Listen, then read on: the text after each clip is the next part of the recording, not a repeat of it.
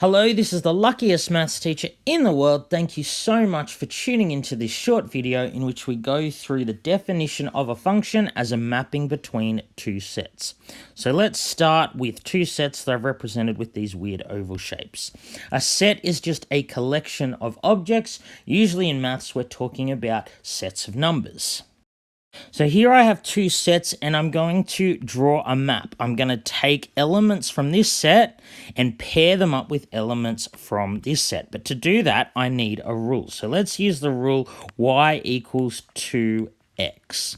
So this will be my set of x values and this will be my set of y values. So you've seen equations like this before.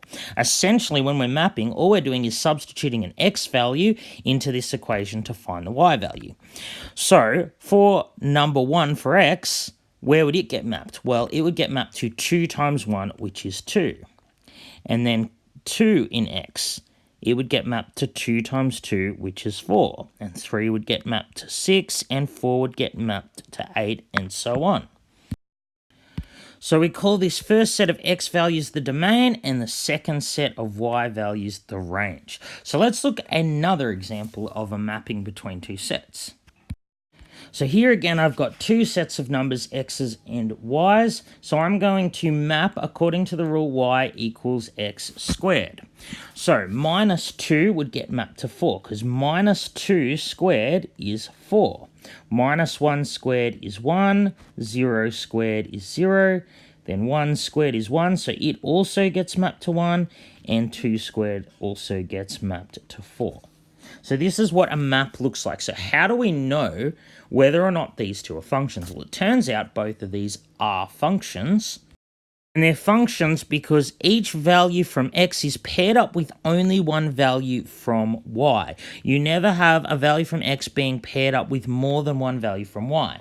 The same is true over here. Yes, we had a value of y that was paired up with two different values from x, but I never took a value of x and mapped it to two different values of y. That's why they're functions. And that's really important in maths because usually when we're using a formula or solving a problem, we want to input a number, so x is our input, and we want it to give us just one answer, y. We don't want two answers, which is ambiguous. That's why functions are important. So let's look at this map here and say I reverse the x's and the y's. So now what I'm going to do is I'm going to take each value in x and say, what number do I square to get that value from y? So 0, well, what number do I square to get 0 is 0, so I map that there. So what number do I square to get 1? Well, I could square minus 1 or positive 1. So what number do I square to get 4? Well, I could square minus 2 or positive 2. And note, the square root of 2 and square root of 3 aren't in my values of y. So this is an example of something that is not a function. So the reason this is not a function is because I have situations where I have a value of x and it's mapped to two different values of y. This value 4 in x is paired with two different values in y. Just one such example is enough to say that's not a function. Of course, the same was true of 1. It's paired with minus 1 and 1. So it's not a function if there is a single value in x in the domain that is paired with more than one value in y, like 1 was paired with minus 1 and 1. So functions or mappings between sets need not be limited just to numbers and equations. So for this last example, I have a set of me and a few friends and sports we played. So that's going to be the rule of mapping. We're going to map each person to the sport played as a kid. So I, for example, played soccer, and so did my friend James. My friend Brad played cricket, and my friend Harry played tennis.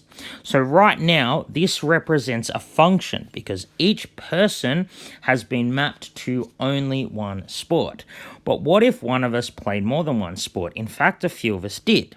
So my friend Harry played tennis, but he also played cricket. And my friend Brad played cricket, but he also played soccer. Now that I've added those last two lines, this is no longer a function. It's because we have situations where something in the domain is mapped to more than one thing in the range. So because we mapped Brad to soccer and cricket, it's not a function. Similarly, because we mapped Harry to tennis and cricket, it's not a function. If I took away this line here and this line here, if I took away those two, it would be a function. But adding those two made it not a function. All right, thank you so much for tuning into this video. This has been the luckiest maths teacher in the world. Have a great day.